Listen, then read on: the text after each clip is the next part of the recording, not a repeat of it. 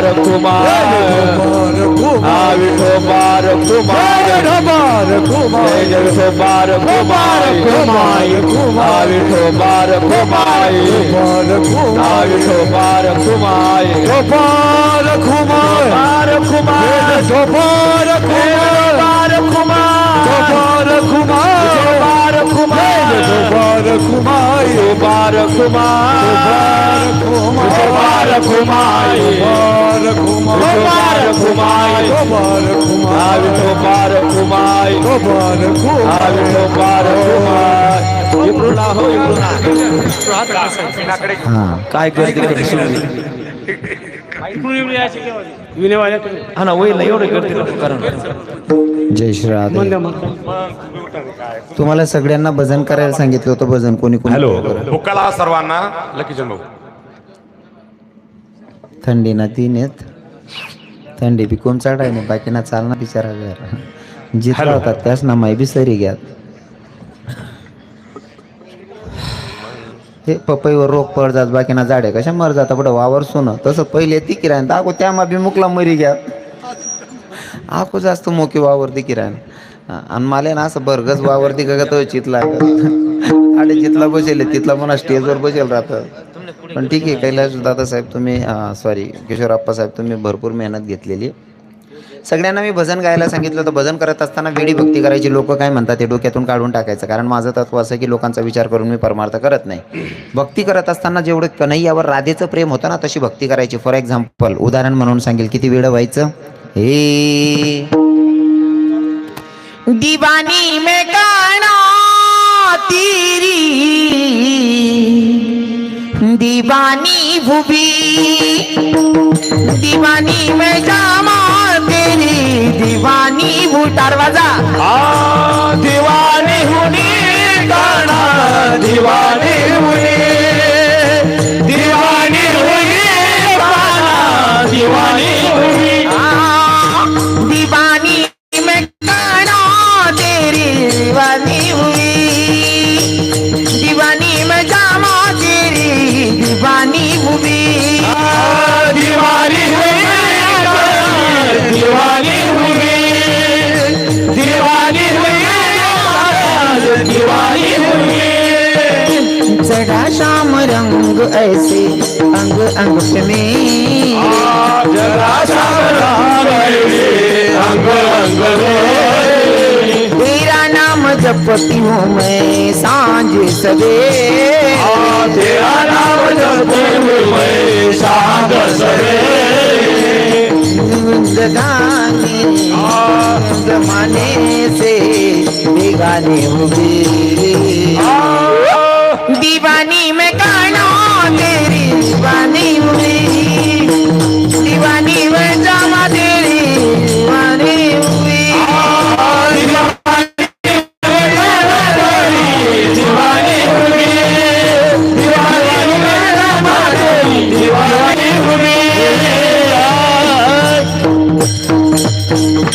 और सुनो कन्हैया के भक्ति में इतना तल्लीन होना चाहिए ना. अगर वो बंसी बजाता है ना फिर भी हम पागल होने चाहिए जितनी की राधा रानी होती थी. जैसे कि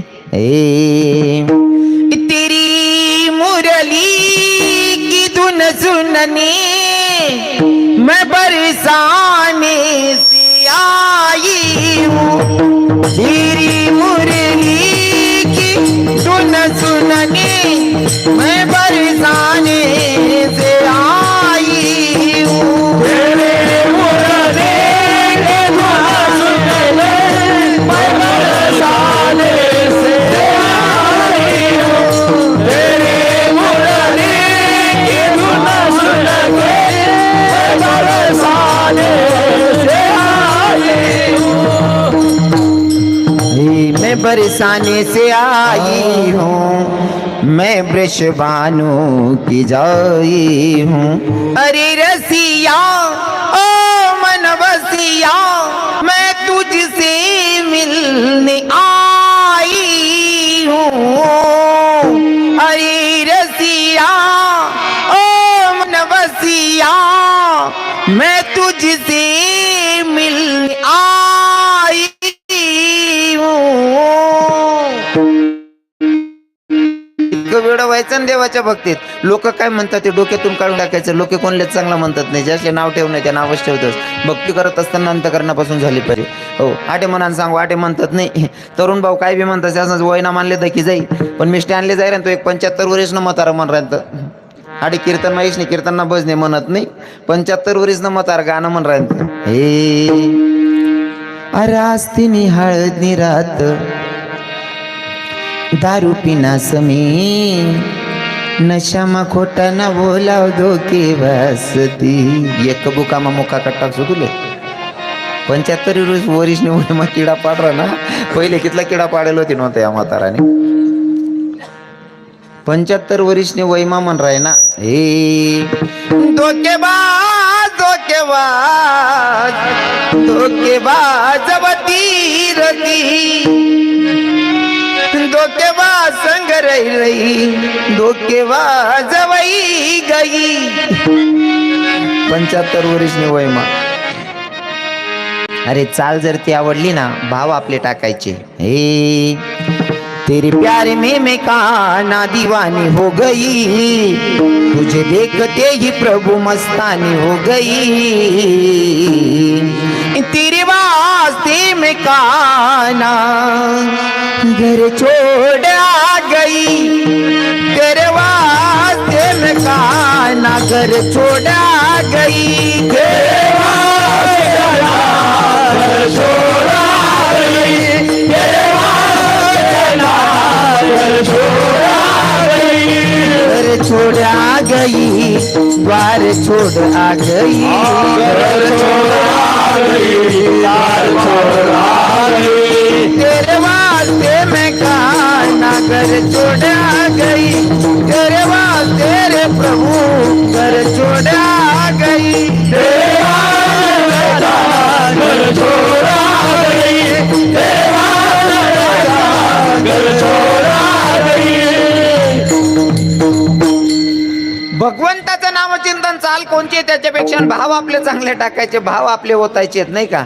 नाही काय बांधा नाही त्या धकाडीला थोडं राहील काय. हा आपण तरुण भाऊ आठे ना भाऊ चांगला दिकी राहणार नाही. ते तरुण भाऊसले जर एका तुम्ही ब्लॉक कर ना, या कोपरामा जाईन म्हणतस. हे पाखरा आजाद केले तुला. भाऊ तू नाही आजाद कर रे, ती ऑलरेडी आजादच होती रे. तीन फक्त तुले मोबाईल रिचार्ज मारान करता तरी ठेल होतं बानट सुरूत ना आले.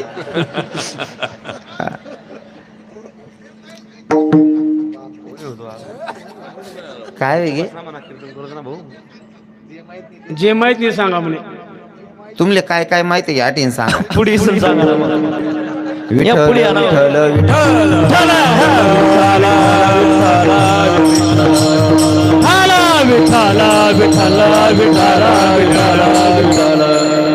पहिले तर तुमले कीर्तन समजन पाहिजे हाही सांग राहिनो मी. कीर्तननी मर्यादा शिरास कीर्तनमा बडबड करू नये. कीर्तनी बडबड करेल जो कोणी बेडूक होऊन येईल जन्म, असे नियम असतात. कीर्तनामध्ये तंबाखू ओढू नये. कीर्तनी तंबाखू ओढून काढलेलं जो धूर बुडेल ते घर तेने पापे, असं तुकोबाराय म्हणतात. कीर्तनात व्यर्थ बडबड करायचं नाही. हो बाकी नसले बडी बडी असं बी वाटत होय काय काय डंगला राहणार, बाकी नसलं काय म्हणे नाही राहणार, काय बरोबर वाजी नाही राहणार, त्यासले सांगास आता या थोडक्यात सांगास. हा आठ इसने बोलणं, आठ इसने म्हणणं आणि आठ इसने वाजणं इथलं सोपं नाही. नावं ठेवणं सोपं रास बरं का. नाव ठेवणं सोपं रास. जुना लोकेशने म्हणे दयेतील काही आणि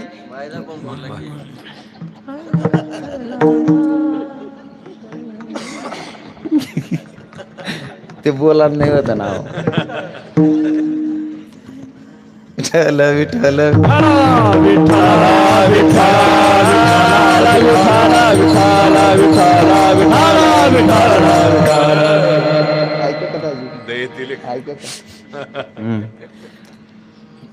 नेमकं काय काय लोकेशले असं वाटस ना यशनी मजा राज भाऊ. नेमकं सालदारसनी काय कर. एक श्रीमंत माणूसकडे दिंडी होती. आमना वारकरीशने दिंडी. किशोरप्पा का घ्या रवी दादा. श्रीमंत माणूसकडे दिंडीना मुक्काम होता. आपला टाइम होई झाले पण एक्स्ट्रा मटेरियल आहे ते. श्रीमंत माणूसकडे दिंडीना मुक्काम होता. आता दिंडी लेवान करता गावना भजनी मंडळवाला गावना लोके त्या श्रीमंत माणूस त्यांना सालदार बी होतात 25-30 बटा दिंडी लेवाल घ्यात. या सालदार बी संगे होतात. त्या दिंडीनाच्या लोके होतात ना त्याच्या लयांसाठी विनेकरीना सत्कार त्या महाराज मंडळीसना गयामा फुलार प्रत्येक महाराजासना पाय खाले त्या फुले टाकेत त्यासनं सत्कार त्या गावमा इरायना त्या सालदार दखी राहतात बोलतं बाहेर रास म्हणे या महाराजासना ते नेमकं ते रातले जेवणले बसना त्या वारकरी महाराज लोके ज्याला डाळ भात पाहिजे त्याला डाळ भात, ज्याला बासुंदी पापडी पाहिजे त्याला बासुंदी पापडी, ज्याला शिरा पाहिजे त्याला शिरा, ज्याला पुरण पाहिजे त्याला पुरण. या सालदारच वाढणार होतात. सालदार वाढत जायत राहिली इशारा करीत का रे गॅसनीत बोलती मजा राज म्हणे. रात्री जेवण करले ना वारकरी झोपनात या सालदारांना सल्ला आपण दिनभर वावरमा काम करतोस म्हणे, दिनभर वावरमा काम करीस नाही सुद्धा आपले काहीच भेटत नाही झालं, रोज संध्याकाळ खिचडीच खातं म्हणे आपण, मग त्यापेक्षा आपण बी महाराजासारखा दिंडी काढूत म्हणे. कोणी ठरावाई ज्यासले कीर्तन माना कवी समजत नाही. बाकीना सालदार बी टाळ करीत, बाकीना सालदार बी माड करीत, बरं बटात सारखा राहतात असं नाही. हां मग या ज्यासले काही नॉलेज नाही त्यासने दिंडी काढी सालदारसने आमले दिंडी काढणी यशने मजा रासा येवा करीशने सालदारसने दिंडी काढी.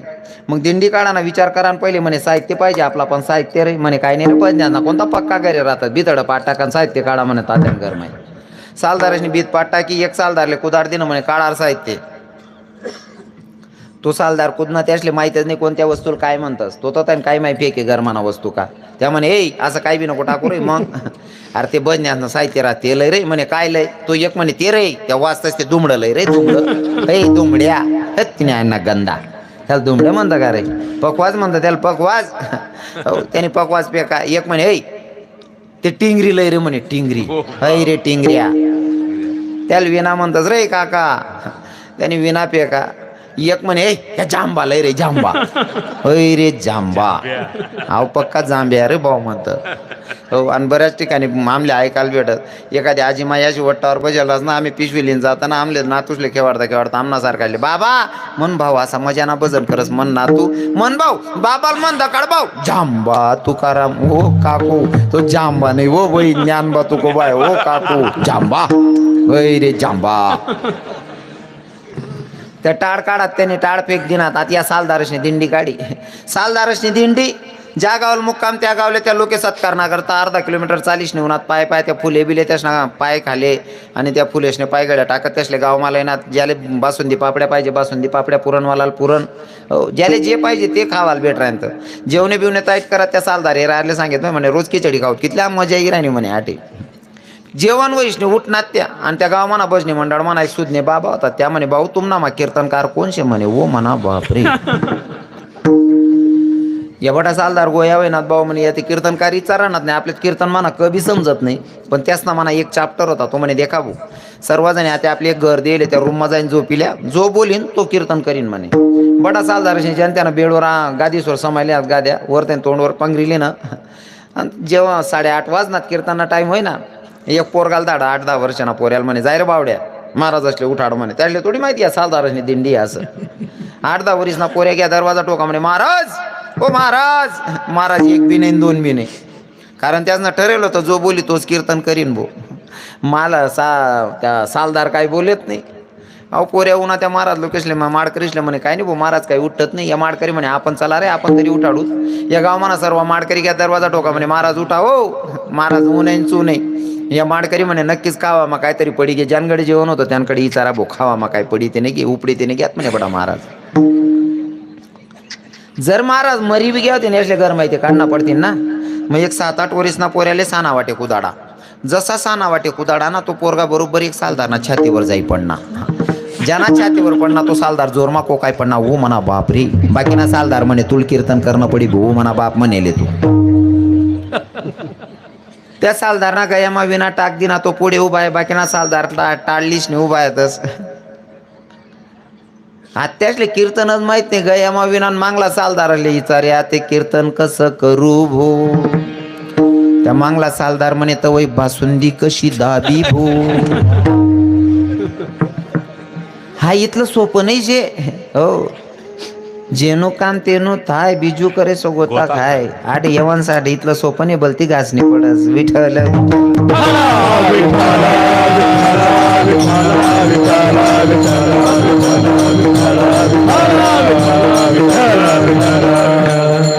भगवंताचं नामचिंतन चिंतन अंतकरणापासून करायचंय. कसं आहे ना, काही काही लोकांना असं पण म्हणणं असतं की महाराज तुम्ही भगवंताचं नाम चिंतन करायला सांगतात, देवानं आम्हाला दिलं काय? अरे देवानं काय दिलं याच्यापेक्षा देवानं काय नाही दिलं हा मला प्रश्न आहे तुम्हाला विचारायचा.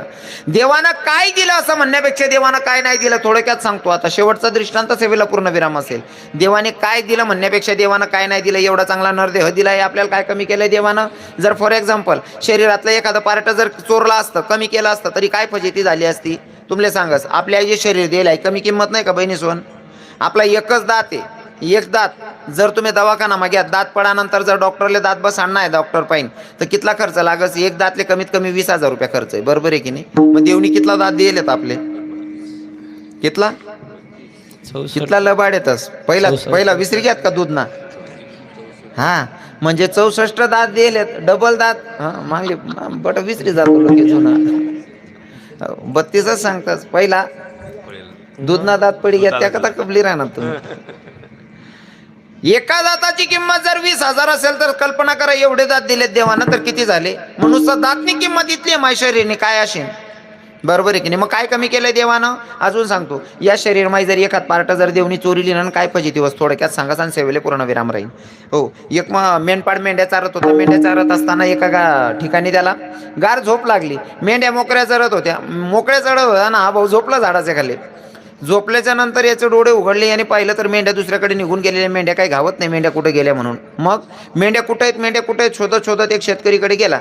शेतकरी आव ताकलत होता. शेतकरी म्हणे का दादा म्हणे मेंढ्या देख्यात का? म्हणे नेमका शेतकरी होता बहिरा. फक्त मला हे सांगायचं शरीरातला एक पार्ट चोरलं तर काय फजिती होते? मेंढपाळ बी बहिराच होता, शेतकरी पण बहिरा. हा मेंढपाळ गेला म्हणे शेतकरी तर माय मेंढ्या बघितल्या का?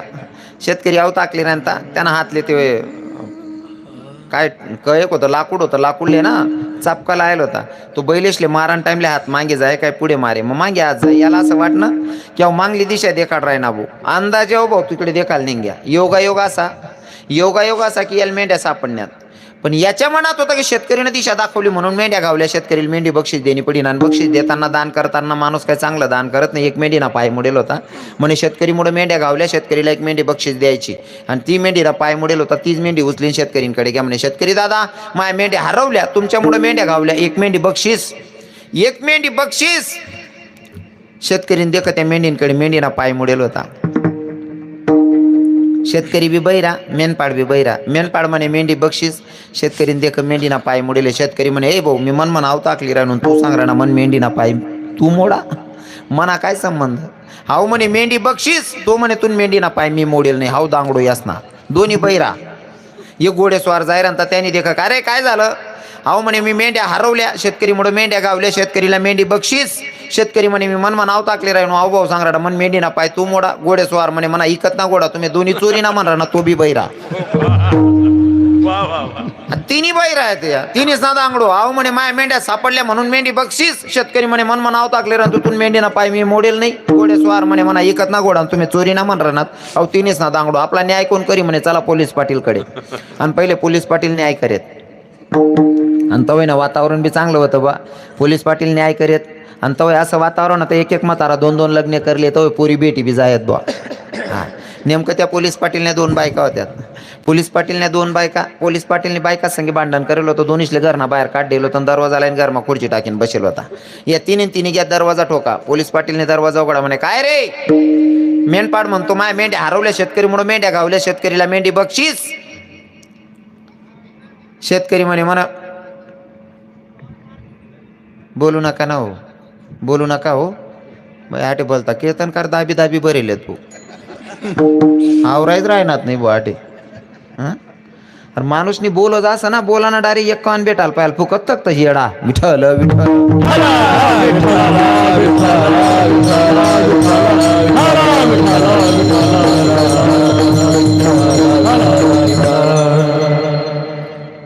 मला या विषयावर बोलायचं आहे की जीवनामध्ये आपल्या शरीरातलं एक पार्ट जरी देवाना चोरलं तरी काय फजिती होते या विषयावर बोलतोय. कसं आहे ना बाकीना गैरा हुशार होतील. तुम्ही जरा शांत बसा. ज्यासले समजी राहणार त्यासले तरी समजू द्या. हां पहिलेच तुम्ही इथला मोठोर मोजा चुकताय त्यास मा बी किडा पाड राहणार. मला पहिलेच सुधरी राहिना नाही तुम्हाला मग काय करू असं. विठ्ठल विठ्ठल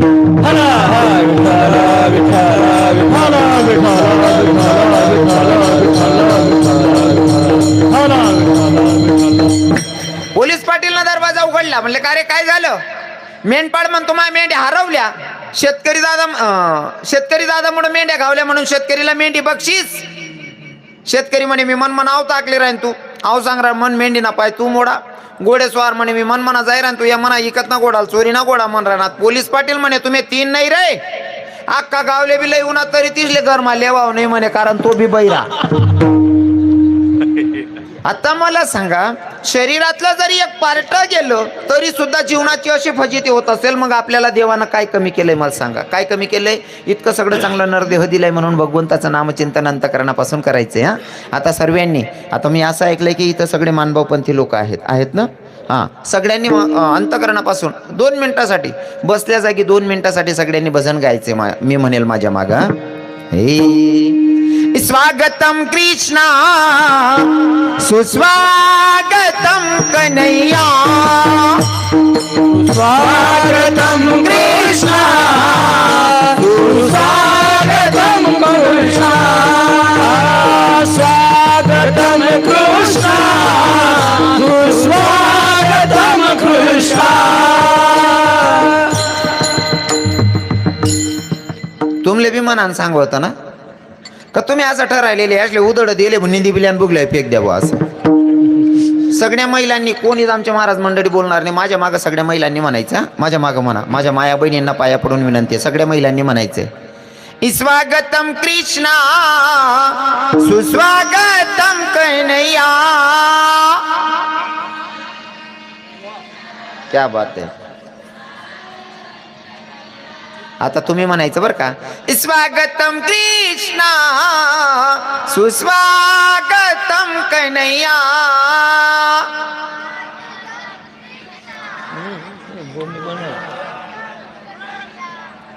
स्वागतम कन्हैया सुस्वागतम कृष्णा.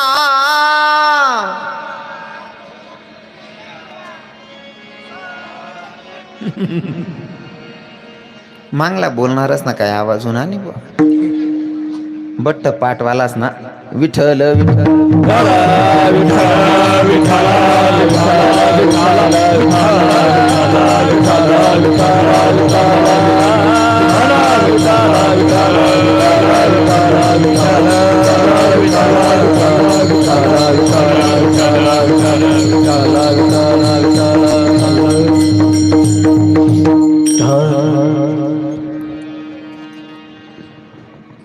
पहिले तर वेळ आपली झालेली आहे.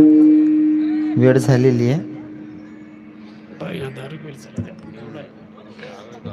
तुम्हाला अख्खं गाव मानभाव पंथी आहे ना म्हणे असं आहे का? तुम्हाला गाव मग गटार वाय दिले मग असं आहे का? विठ्ठल विठ्ठल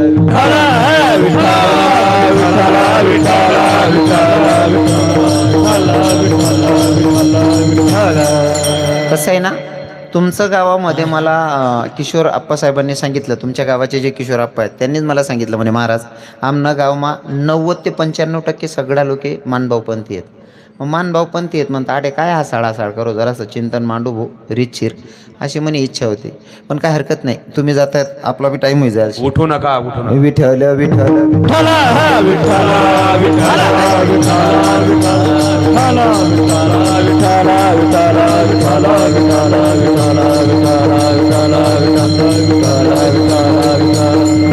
जर जीवनामध्ये सक्सेस व्हायचं असेल तर भगवंताशी नातं जोडायचे आणि भगवंताशी नातं जोडायचं आपल्याला संत शिकवतात आणि तेच संतांचा संदेश आपल्याला ऐकायचा आहे अभंगाच्या प्रथम चरणामध्ये. आपुला तो एक देव करुणी घ्यावा